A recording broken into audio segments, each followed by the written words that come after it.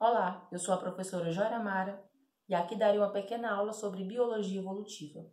Para iniciarmos, vamos voltar para o século XVIII e entender que a ideia mais difundida na época era chamada de criacionismo ou fixismo.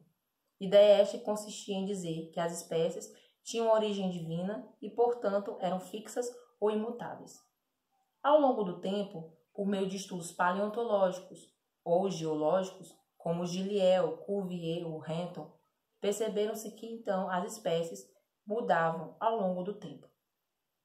E eis aí que aparecem algumas das primeiras ideias evolucionistas. O nome dela é Lamarckismo, foi proposta por Lamarck em 1809 no livro Filosofia da Zoologia. Ele defendia duas leis, a lei do uso e desuso e a lei da transmissão de caracteres adquiridos. A primeira lei, lei do uso e desuso, consistia em dizer que um órgão, quando muito utilizado, esse se desenvolvia. Ao passo, quando eu não usava, ele se atrofiava, e essa característica era passada para frente por efeito cumulativo. Ele acreditava que o ambiente induzia essa mudança, esse transformismo nas espécies.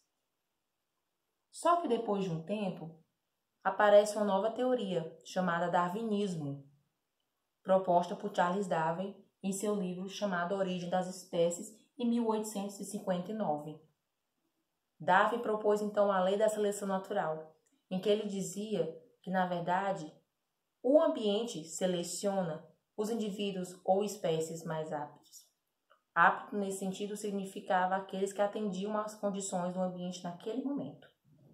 Para Darwin chegar até essa lei, ele fez muitos estudos paleontológicos, em uma viagem que ele fez durante 5 anos.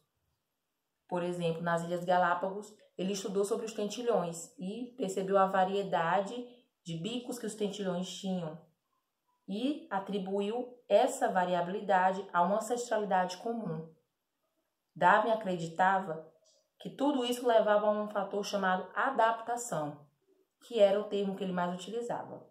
A adaptação era seguida de uma forma aleatória, ou seja, ao acaso. O ambiente não era diretivo, era ao acaso.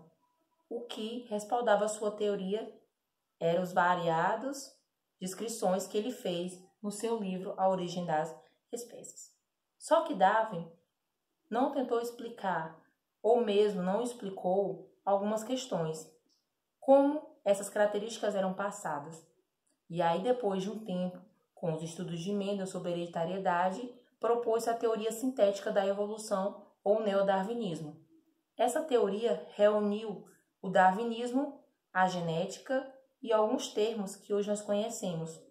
Então, o neodarwinismo, ele explicava que as características apareciam por meio de mutação gênica ou mesmo pela recombinação genética proposta pela meiose.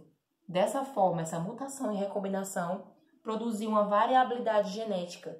Essa variabilidade genética era seguida de seleção natural e, portanto, gerava uma adaptação.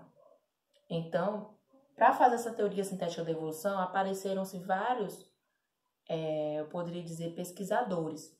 Dentre eles, podemos citar Oparin Haldane, em que eles tentavam explicar as condições primitivas da Terra e o aparecimento dos primeiros seres vivos, por exemplo.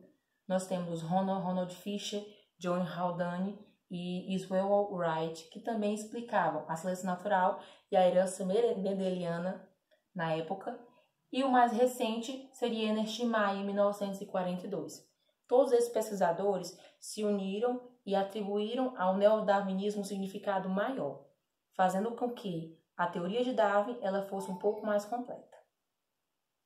Desde já, eu agradeço a atenção de vocês.